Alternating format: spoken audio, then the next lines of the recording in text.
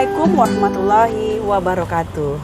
Halo sahabat sehat, jumpa kembali di podcast Oksigen, obrolan kesehatan paling keren bersama saya Kak Silvi, si tukang tanya.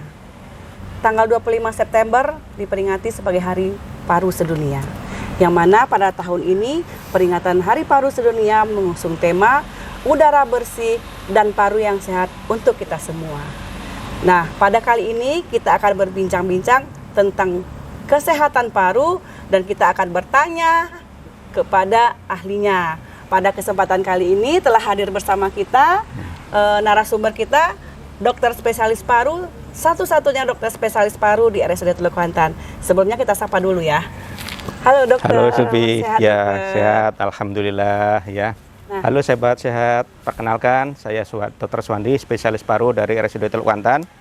Ya, pada peringatan Hari Paru Sedunia yang dicanangkan pada tanggal 25 September, pada pagi ini mengusung tema tentang udara bersih dan paru yang sehat untuk kita semua. Nah, pertanyaan pertama nih dok, Ya. seberapa penting sih paru ini bagi tubuh kita? Karena kan kalau ginjal yang satu rusak, satunya lagi dapat berfungsi. Apakah sama dengan paru? Ya, baiklah sobat sehat semuanya.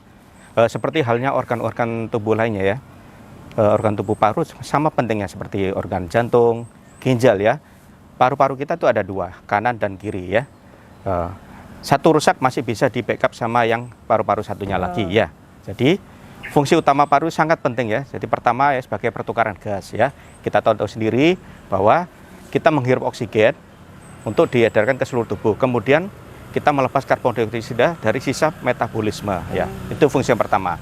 Yang kedua adalah menjaga pH darah ya, yaitu menjaga keseimbangan asam dan basa.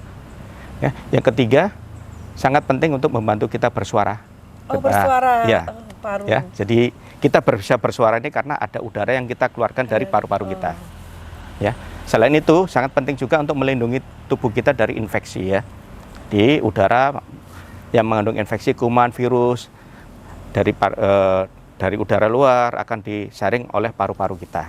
Karena paru-paru kita juga menghasilkan zat-zat yang dapat menangkal infeksi. Nah, pertanyaan kedua dok. Ya.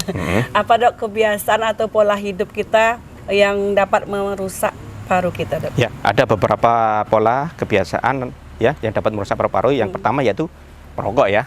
Seperti kita tahu, baik rokok konvensional ya, rokok tembakau atau vape ya, biasa dikenal dengan rokok elektrik ya, itu sama-sama berbahayanya ya.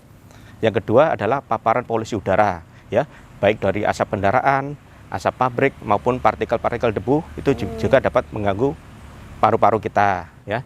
Yang ketiga yaitu paparan asap rokok ya. Walaupun kita nggak merokok, tetapi kalau kita menghirup asap rokok juga Rokok sama pasif bahayanya gitu ya, ya. Ya betul, Bu Silvi ya.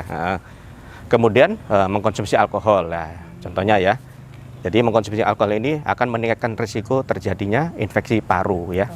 Gitu ya, pada pecandu alkohol. Yang berikutnya adalah kurangnya aktivitas fisik, kurang olahraga. Nah, tentu ini akan menurunkan fungsi paru ya. Seperti kita ketahui bahwa dengan olahraga kita akan meningkatkan kapasitas fungsi paru kita ya, sehingga paru-paru kita lebih maksimal fungsinya ya. Ya, kemudian makan makanan yang tidak sehat ya, contoh yang mengandung banyak kolesterol ya, itu juga akan selain mengganggu fungsi paru juga akan mengganggu fungsi jantung juga ya. Oke dok, menyambung penjelasan dokter tadi, muncul lagi pertanyaan nih dok.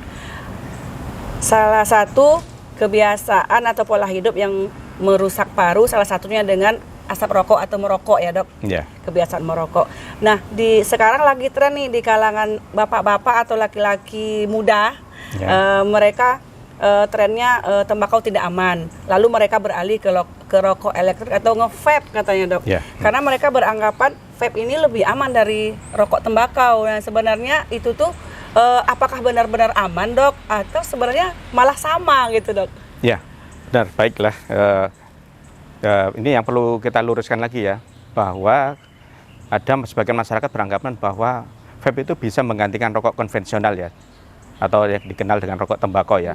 Nah, ini salah kaprah ya. Kita tahu bahwa walaupun ya vape ini tidak mengandung tar ya, seperti halnya rokok konvensional ya, akan tetapi vape ini juga mengandung bahan-bahan zat kimia lain yang akan dapat mengiritasi saluran napas kita ya, sehingga dalam jangka waktu lama juga akan menyebabkan penyakit paru-paru kronis gitu. yang dikenal dengan PPOK ya. PPOK. Gitu ya. Ya.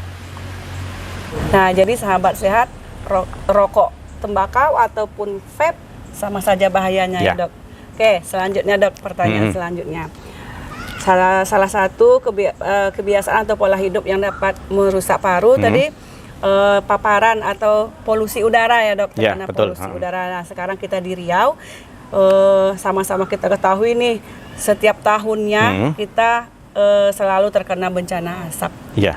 Baik itu dari polusi kendaraan, tapi yang lebih seringnya kebakaran hutan ya, Ya, Dok. betul. Nah, gimana nih, Dok, efek samping dari kabut asap ini terhadap kesehatan paru kita, Ya, Dok? betul ya. Jadi karena kita tinggal di lingkungan yang rawan ya, terjadi kebakaran asap tiap tahunnya ya.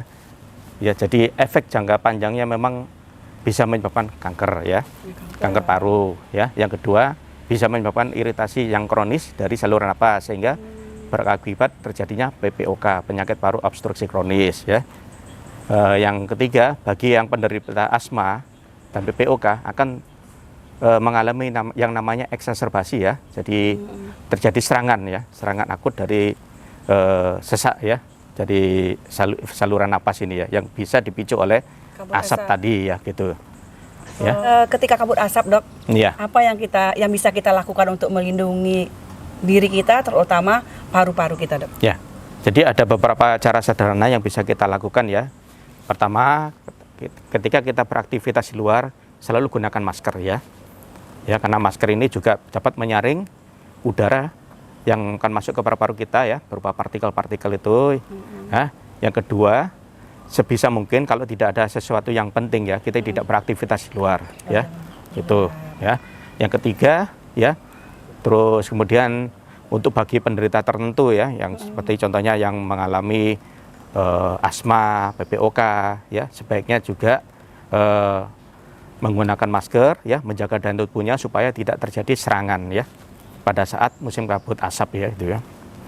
Yang kedua, yang keempat ya, maaf, yaitu dengan makan makanan yang bergizi ya, karena dengan makanan bergizi ya yang mengandung cukup antioksidan itu akan meningkatkan daya tahan tubuh kita terhadap paparan debu, infeksi juga saluran napas gitu ya. Nah, ada beberapa hal yang bisa kita lakukan untuk menghindari kabut asap ini ya. Pertama, hindari aktivitas di luar ya. Jika dirasa itu perlu untuk aktivitas di luar, gunakan masker N95 ya. Jadi selain itu kita juga tutup pintu jendela ya. Dan kemudian kita bisa menggunakan air purifier ya. Bagi yang memilikinya ya. Yang mampu ya, Dok. Iya. Apa sih, Dok, upaya yang harus kita lakukan agar kita dapat menjaga paru-paru kita dengan baik? Ya, jadi ada beberapa pola hidup sehat dan kebiasaan yang perlu kita hindari supaya paru-paru kita tetap sehat. Pertama ya, hindari merokok. Ya. Yang kedua, hindari paparan asap rokok dan debu ya. Kemudian yang ketiga adalah makan makanan yang bergizi ya. Karena makanan bergizi akan meningkatkan daya tubuh kita terhadap infeksi ya.